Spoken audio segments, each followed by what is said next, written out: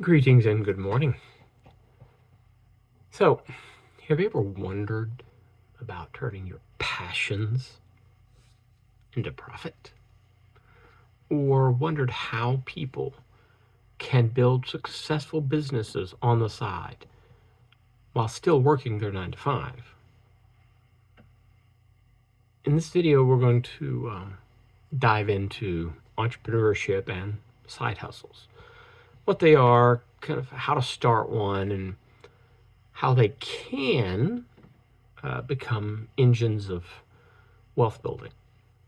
So whether you're just looking for some extra cash to escape the paycheck to paycheck, maybe escape the standard 9 to 5, or if you think you want to try to build the next big thing, we're going to look into this and hopefully give you some tools, mindset, and some strategies to get you started. So, let's face it. Depending on a single stream of income nowadays is just not, it's not feasible for a lot of families. Individuals can get by, but to really get ahead, you need multiple streams of income. Entrepreneurship, side hustles, these can give you a flexibility, a control, and options to develop those other multiple streams. Those multiple streams help you create a financial stability. You don't have to worry about living paycheck to paycheck once you get to that point where you have these multiple streams. Along the way, you're going to focus on and hopefully be building skills and growing your network to continually take your side hustles or new business to the next level. If you have a passion that has a viable business model, you can turn that into profit. Not all passions are profitable, but many are. And it's just one of those things we're going to try to look at in this. And if you are successful on this road, it can lead to an escape from your 9 to 5 and a financial independence. So before we really delve into this, understand, don't quit your 9 to 5. Don't go all in. Yes, there are people that do that. History of the last 50 years, I mean, we have those people that just, they dropped everything and gave it their all, and they made it. But for those 5 or 6 stories, there's millions of others that don't work out. So I would say focus on maintaining what you have, but squeezing extra time, extra energy to build your side hustles. I mean, there's a lot of successful businesses today that just started as weekend projects, hobbies, passions. So we'll start looking into that. So how do you choose the right side hustle or business idea? You just roll the dice. Start with 3 things. First, skills. What are you good at? What have you had professional training for? Trade schools, for example.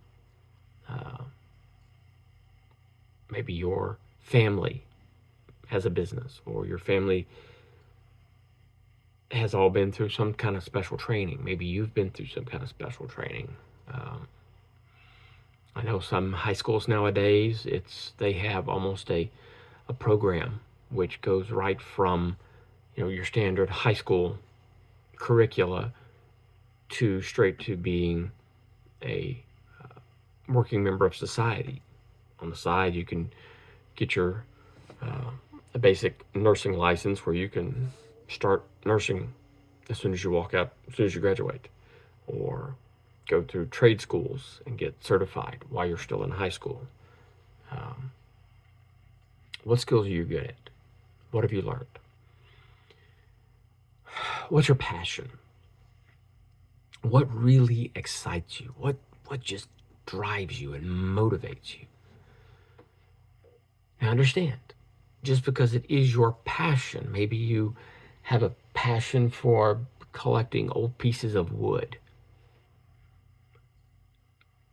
That might not be something that is a viable business venture, but look into it. Look into, is that already being done? Whatever your business plan is. And then the third thing, the market demand. What do people want? What are they already paying for? What products, what services are they already paying for? Forging a new path, some people can do that. But if you start off with an already existing market and you create your niche within that existing market, you'll have a better chance of succeeding in the long term. So don't just be driven by your passion. Understand what the market for your skills are. What's the demand out there right now? And we'll get into it a little bit more, but ask around, friends, family, neighbors, or coworkers. Find out what's there. Because the truth is, you don't need $1 million idea.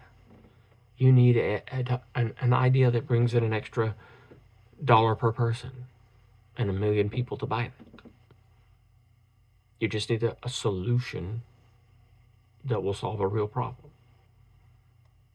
And being able to use your skills and your passions to do that. And so, some popular side hustles. We can talk about freelancing, writing, designing, consulting. If you are a craftsman of some sort, you can do product-based side hustle, e-commerce, an Etsy shop, a print-on-demand service, service-based. This is an overlooked viable option. Lawn care services, for example, or service-based industries, lawn care, tutoring. If you're really good at explaining complex topics to students, even adults, that's a big industry. Pet sitting. I'm sure there's many others. Lawn care, I know, is one of those that, again, we'll get into it a little bit, but you can start cheap and work your way up with that. Another one, digital content. Obviously, that's a very popular one. I mean, I'm doing it right now. YouTube, blogging, podcasting. If you're a great storyteller, using your skills and knowledge, explainer videos, how to do this, that, and the other. Your gig economy. Obviously, you can do your Lyft, Uber, DoorDash, but anything in the gig economy. If you have skills with music, if you have skills with creating video content for other YouTubers, the gig economy is massive out there nowadays. You can look around and find a lot of ways to use each of your skills. If you have multiple skills, the gig economy could be a great place for you to start. If you have a lot of education, a lot of skill sets, and you want to, what you could also do is create online courses, some sort of digital products, and sell those. Just kind of different ideas to throw out at you. And each of these, it depends on your skill, the amount of time you have, and of course your ambition.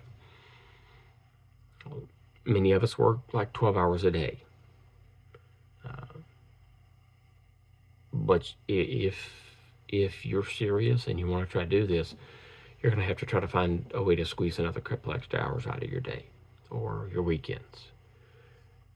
Don't be in a rush. Be patient, but be sitting there and start to brainstorm. But how do you start? How do you start all this? Start small, but start smart. 4 steps. I'm sure we could delve into more, but let's just focus on 4 steps right now. Talk to people. Validate your idea. Do research. As I said, talk to your friends, talk to your neighbors, talk to your family, talk to your coworkers. Find out what problems are out there. What are the things that need a solution? And are you able to provide that solution? Set goals, set milestones for yourself on the way. Once you find that target that you want to focus on, that skill set you have that matches the demand, the next thing is to set your goals and your milestones for this new side hustle. Understand what your expenses and your income targets need to be to maintain this business. Again, find a professional that can go over some of this with you. Financial professional can go over some of the business aspects of it with you. Look into the small business administration. See if they've got classes or courses you can take. Understand what your time commitment is or can be based on your life, between your full-time job, your family, other commitments you have. What are your time commitments that you can't get out of? And then what hours are left over, and where can you squeeze a couple of extra hours? Like for this, I get up early every day for various things with this business, and try to do various things with my social media platforms, doing research, reading articles, wherever you can find the time, and then get feedback. You'll hear it said in multiple ways. Fail early, fail often. Fail as fast as you can. Failure is the most concentrated data resource you're going to have for a successful business. It may sound counterintuitive. You might think that success would be the better option. Failure is actually the better option. You know what works, but more importantly, you know what doesn't work. So get out there, try something. It's going to fail. 100% it's going to fail. You need to work hard until you find failure. If you listen to a lot of business leaders, they get uncomfortable if they're not failing at something. That's how they know that they're innovating, that they're really doing something to change, is they have found a failure point. Now, maybe that failure point just means a change in procedures where they can get past that failure point. It may mean that is a wall that they cannot breach and they need to course correct another direction. So get that feedback from your friends, your family, your neighbors, your customers. Find out what's working. What of your product, of your services, what's working. If you're a lawn care service and you're using a pair of scissors to cut grass around certain things, it's going to take a lot of time. Is that working for you and your customers? Probably not. I know it's an extreme example, but just saying. Look for those failure points. Ask those questions. Look for ways to improve. Be ready to take constructive criticism. Some of it won't be constructive. Some of it will be very destructive. But be willing to take that as well. Overall, Start small. Um, Focus on making your first $100. Understand that process. Understand everything that went into that process. And then you can start moving on up. Make that $500, that $1,000 or more. It's about the progress. This isn't going to be perfect. It's not. Don't focus on perfection. Focus on the next step. Focus on the progress. Find your failures and be willing to accept, hey, this failed. Where do I go now? So with that, failures, pitfalls, hopefully ways to avoid them. Common traps that could kill your side hustle before it really even gets off the ground. The first and foremost is polished perfection. That's not what you're looking for. You're looking to get out there. You're not looking for the perfect idea, the perfect time, the perfect amount of money, the perfect this, the perfect. Don't just get out there. Take the first step. Get off zero. Make something happen. Spending too much money up front. As I mentioned earlier with the lawn care service. If you could go to your local hardware store and buy a brand new lawnmower and a brand new blower and a brand new weed eater. You can get a lot of that stuff off of eBay and Facebook Marketplace or friends and neighbors that are just giving stuff away. Look at yard sales. Become proficient. Find some broken down stuff. Figure out how to fix it. Start cheap. Don't go out and spend several $1,000s when you don't need to. Understand when you need to spend money, but don't just spend it frivolously. Another, probably, I would say probably from the research I've seen, everything I've read and heard, this last one here, or the third one here, is probably the most fundamental pitfall that a lot of new business owners have. It's giving up too soon. As I said previously, find your failure. Focus on your failure. You're gonna find failure real quick, but don't let that stop you. Let that be a motivational factor. You found a failure point. Can you get over it, under it, around it, or do you just need to course correct? Do you need to change your entire business model? But don't give up. Keep your focus. And in the beginning, another kind of a common pitfall, in the beginning, you're probably going to be doing this by yourself. Right? It's just going to be you, say again, with the lawn care service, you, your lawnmower, your weed eater and your blower, and a bunch of garbage bags. But as you grow, as you get more clients, don't still try to do everything by yourself. Understand, start planning before you even get there. Start planning to understand that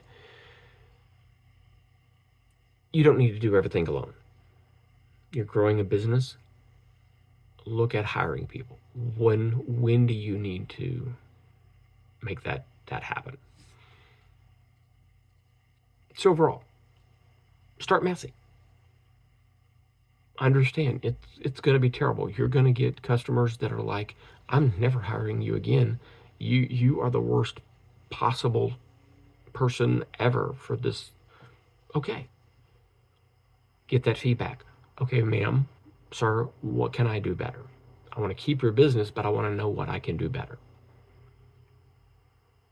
Be willing to compromise. Be willing to understand the perspective of your clients. Learn as you go.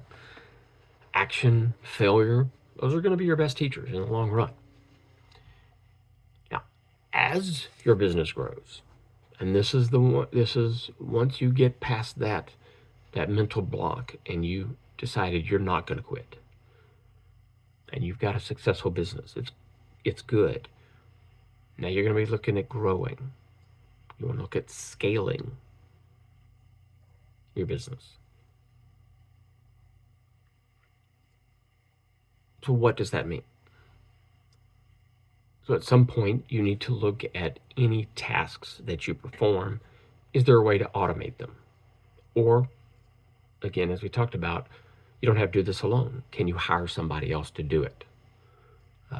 Your taxes, at a certain point, you're definitely going to want to have a tax professional handling your taxes. You're going to want to hire help. You're going to need to hire help to scale your business. Create a system that's repeatable.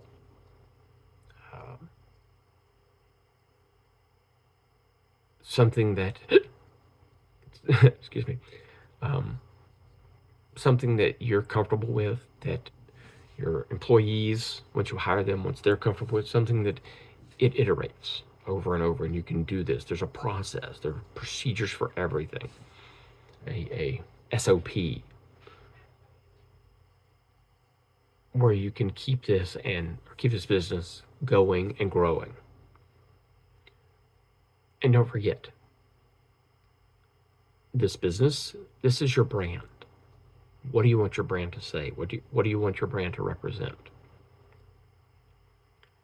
Who do you want your brand to represent? You're building a brand. Who are you, and what is this business about?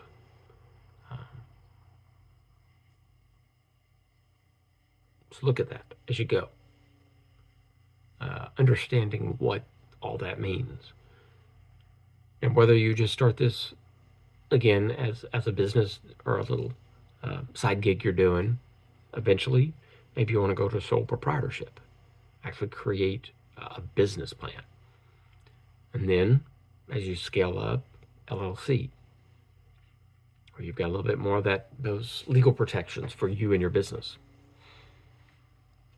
And there's different levels to the LLC. And then if you're just booming, then you're going to be going to form corporations. If at that point your business is at that point, you're gonna have a large staff. You're gonna have your lawyers, probably your accountants, tax professionals, when you get to that point. But just starting out, have that in mind, but don't focus on it. You want to focus on what do you need to do now? What do you need to be looking at now to get your business started and get it to the next levels? So, are you ready to take control? Are you ready to create an additional source of income, to build something that you own, to build something that represents you, your brand? Do you already have a brand? Do you already have a side hustle? Promote yourself down below. Promote your business. Promote who you are, what you do. Is there a side hustle or a business idea that you want to discuss? Something that you think you would be good at, but you want to get feedback? Let me know. Everybody, we could talk about that below. And again, this is the comments below. We can give each other feedback. What we think will work and what we don't think will, or not with the current plan in place. Show me what you've got. Feel free to promote yourself below. I'm perfectly fine with that. I leave the comments open. So share yourself, share your business, share your side hustle, share your skills, your talents. Show us what you've got. And if you don't yet have a business, start asking those questions. Start looking around. Communicate with people in this community and see what they might have for you, what ideas they might have with your skills. I hope this helped you, get you motivated, get you off zero, get you off the couch, and get you pushed just a little bit harder to get to that next step. Thank you for watching. Have a wonderful day.